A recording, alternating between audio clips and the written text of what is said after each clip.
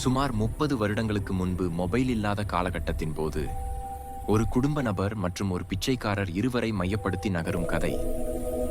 இவர்தான் நம் கதையில் வரும் பிச்சைக்காரர். காலை கோவில் குளத்திற்கு சென்றுவிட்டு அருகில் ஒரு பஜார் வீதியில் ஒரு டிராபிக் சிக்னல் அருகே பிச்சை எடுத்துக்கொண்டு கிடைக்கும் உணவை சாப்பிட்டு கொண்டு இரவு அங்கேயே ஒரு கடை முன்பு தங்கி தன் அன்றாட வாழ்க்கையை அங்கே வாழ்ந்து கொண்டிருக்கிறார். இவர்தான் நம் கதையில் வரும் நாயகன். பேர் அரவிந்த், வயது 44, ஒரு தனியார் அலுவலகத்தில் பணிபுரிகிறார். இவர் தினமும் தன்னுடைய பைக்கில் அலுவலகம் சென்று வருவார். அப்படி செல்லும் போது தினமும் இவர் ஒரு டிராபிக் சிக்னலை கடந்து வருவது வழக்கம்.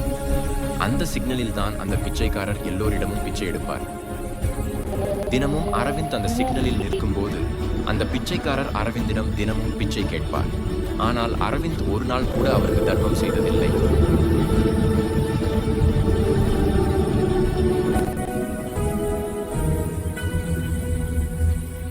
ஆனாலும் அந்த பிச்சைக்காரர் அதையெல்லாம் பொருட்படுத்தாமல் தினமும் அவரிடம் கேட்டுக்கொண்டேதான் இருப்பார்.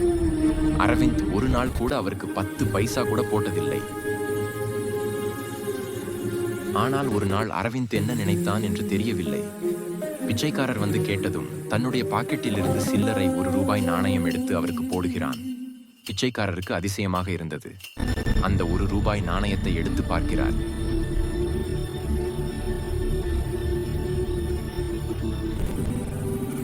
அன்றிரவு அரவிந்த் அலுவலகத்தில் பணிகளை முடித்துவிட்டு வீடு திரும்ப இரவு தாமதமாகிவிட்டது. அவர் தூக்கமின்றி சோர்வான நிலையில் வந்ததால் நிலை தடுமாறி அந்த சிக்னல் அருகே பைக்கிலிருந்து கீழே விழுந்து விடுகிறார். பின்னாடி வந்தவர் ஓடி வந்து உதவ முயற்சித்த போது தலையில் அடிபட்டு மயக்க நிலையில் இருந்தார்.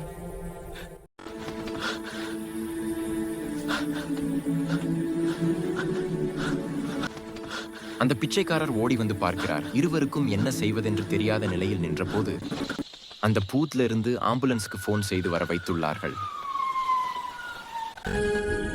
அரவிந்த் 2 நாள் கழித்து கண் விழித்து பார்க்கிறார்.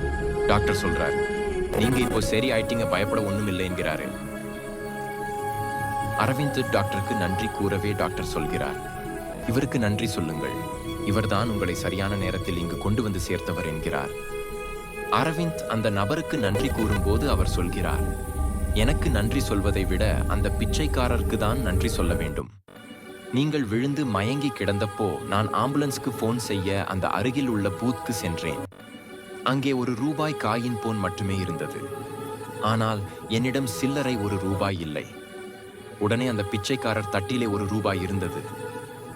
அதை எடுத்து காயின் பாக்ஸ்ல போட்டு ஆம்புலன்ஸ்க்கு போன் செய்தேன் என்றார்.